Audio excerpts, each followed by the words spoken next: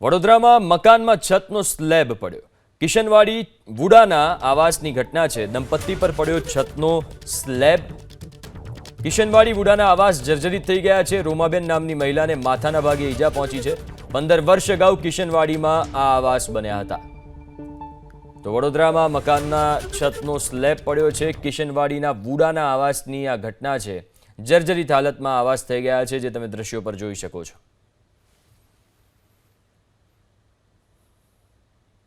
बैठे थे, मैं पाछळना रूम में बैठी थी અને પેલી ટીપડીઓ ભરતી હતી। આ તૈયાર થતા હતા કે ચા મને બનાવીને આલ તો તમ હાથ વરાયેલો, પછી હું તમને બનાવીને આપું ચા। તો ઊભી થઈને નીકળવા જતી હતી, અચાનક જ ધાબુ તૂટી પડ્યું।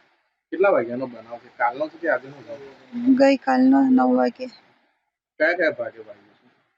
આ માથામાં વાગ્યું, પાછળ કોર્પોરેશનના કોઈ અધિકારીઓ કે કોઈ જોવા આવ્યું હતું?